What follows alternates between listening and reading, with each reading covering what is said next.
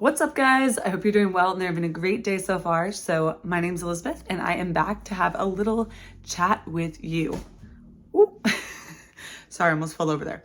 So I wanted to come on, and the whole point of this channel is to help you live a happier, healthier, and more enjoyable life, to support each other, and to share lessons that I've learned and that I'm learning. So today is about things that I have learned. So I wanted to do a little 10 things that I wish I knew when I was 18 or 20, and that right before going into the 20s. So number one, you're gonna learn a lot about yourself. And that's a good thing. So I would say to start actually getting to know yourself and kind of, I know you've built this life and you've been a child for your whole life. And I heard somewhere that if you're, say, 18 or 19, you're a 1-year-old adult. And if you're 20, you're a 2-year-old adult. So give yourself some grace. You are still pretty young, but get to know yourself. That's part of the hard part. There's going to be ups and downs, but you're building a foundation for the rest of your life.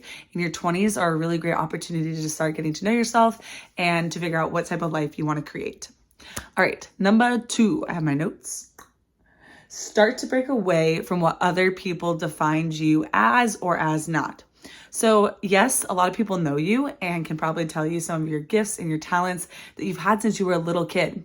But at the same time and on the same token, don't just take the opinions of others without doing that self-work and kind of going, well, I didn't used to do this, but now maybe the new version of me does do this. Because you might be unlearning things, you might be learning things, breaking molds, and that's a good thing. So it's super important not to just stay in that box that people put you in or that you put yourself in, and to break out of it if you feel called to. Number 3. Whole foods are the answer. Whole foods are the answer. So seriously, don't waste your time dieting. I didn't really go through a ton of this until I met my husband, but I was still pretty young. And I just tried a little bit of dieting and, some of the calorie counting and stuff. And that didn't go so well. And that was not fun. I could obviously share more about that if you want to know more about that. But I never really thought about food and I just ate what I wanted. I exercised a lot. Like I loved exercising. I felt so strong. And now, like after having a child and just getting older, being almost 30 and stuff, I definitely was like, whoa, I actually felt really strong and empowered and good in my body. And I kind of had that mindset, especially in college where, my body had changed from puberty and all that stuff. And it was like, okay, I just want to be fit. I just want to be strong. I want to feel good in my body. I don't need to be tiny or all those things. And so that's what I did. I worked out a lot. But I didn't really have the best food habits. I did like to eat healthy, but I also like to eat ice cream for breakfast. So it was kind of a mix. So anyways, just knowing that whole foods, plants, whether you're totally plant-based or vegan, I know that's really, really worked for me. And I can't say enough good things about it. And I could talk more about animal protein and the studies that they've found and how it is linked to heart disease and cancers and all those things. But ultimately, at the end of the day, we know that fruits, vegetables, and eating like whole grains, nuts, seeds, etc., leafy greens are better for you. And so just knowing, and you can eat them in abundance. That's super cool. It's calorie density. So most of those foods are all under 500 calories per pound. And you can pretty much eat as much as you want to satiation without gaining weight. So that's kind of what I wish I knew. And just eat intuitively. So also I'm an intuitive eater and eat what I feel, which I think is empowering. So I kind of wish I would have known that. Number 4, I would have invested. So I was always a big saver since I was a little girl. And I would do different projects and try to earn money and stuff. And I would save it. Even people who were generous enough to send a birthday card with maybe a little bit of money or something, I was fortunate enough to be able to save it, and use money from work or other things to pay for other stuff.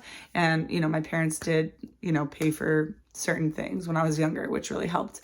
But I wish I would have invested it. So the longer and the more time you have with your money invested, compound interest works and you'll have more money. in the long run. I know I did take a class in college called Family Financial Management, but I wasn't quite ready to understand. I still was so scared of investing. And that's one reason I want to kind of break down those barriers on this channel, because we were like, oh, you should invest. But I was like, well, I don't know what to invest in, or gold or diamonds or what.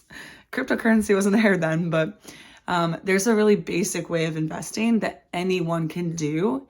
And I wish I would have known that. So, because we're doing really good, but we would be even better right now. Number 5 would be to find really good friends. It doesn't have to be a lot of them. I've always been quality over quantity, but people that you can be real with. And I think that's a critical component too. I think I always felt the need to be on, and I wanted to be there for other people. And honestly, when I was younger, I didn't really have anything not to be on about. Like, I really genuinely had mostly a lot of good days. But as you grow and you go through more hardships and stuff and just life, it happens, you really want to be able to be real, you know?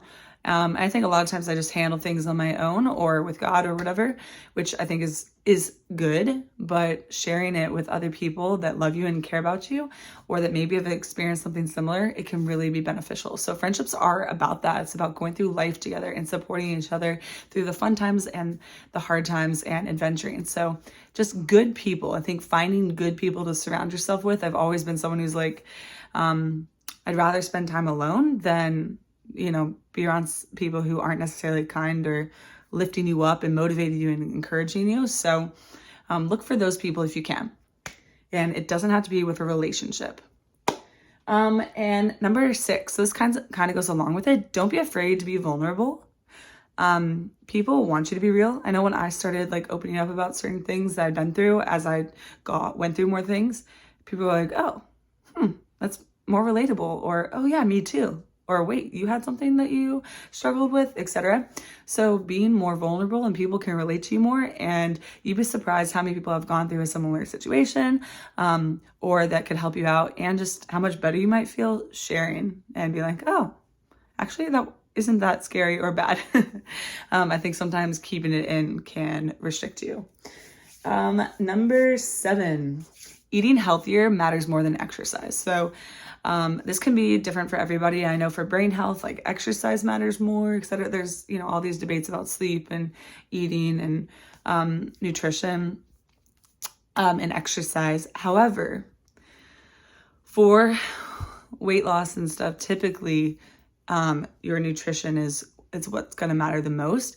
I always had the exercise part down. It was really strong and felt really good in my body, but the nutrition part I was kind of lacking in. So go back to that. And then in addition to that, let's see, don't forget about God. So that's number 8, is don't forget about God. And keep that spiritual practice, whatever that means to you. If it's going to church, if it's just doing daily devotionals, it's joining a Bible group or study or whatever, just trust him, go back to him. Number 9, you don't have to do the traditional path. Whatever that means to you, whatever you grew up with or whatever you have in your head, or what the American dream is. We have so many opportunities in the world, and we also have so much wealth and abundance in this world. Like, we live in a pretty nice neighborhood, and I grew up in a pretty nice neighborhood. Even though my parents didn't have like the fanciest of jobs, but you know, as I got older, it's like, do I want this really big house? Or, ooh, what is the price of that? You have to move really far out to be able to afford it, or you have to have a job where you're working all the time, or, you know, there's always a pro and a con and a price to pay. So figure out what you want and what type of life you want to live. If you want to have kids and a family, or if you want to adventure and travel, it's totally up to you. That's your life. You're the author. So figure that out for yourself.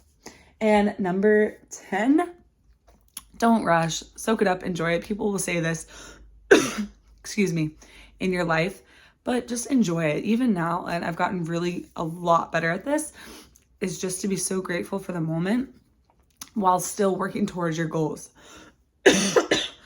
So it'd always be like, let's go, what's the next thing? Let's go.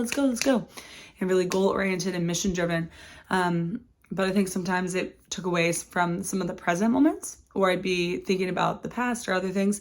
Really focus on now and really get to know yourself and heal yourself so that you can focus on the future, but also be in the present. So being in the present moment is so important. If you find yourself in the past or someone else's past, work on that definitely, because that could hold you back. You're really taking away from the present moment that is so good, and also what you can do in the present moment to build towards the future. I think that was a major roadblock that I had that held me back for a long time, but I had to do the work, and that's just how my journey was. So anyways, I have a lot more tips and things that I would love to share with you.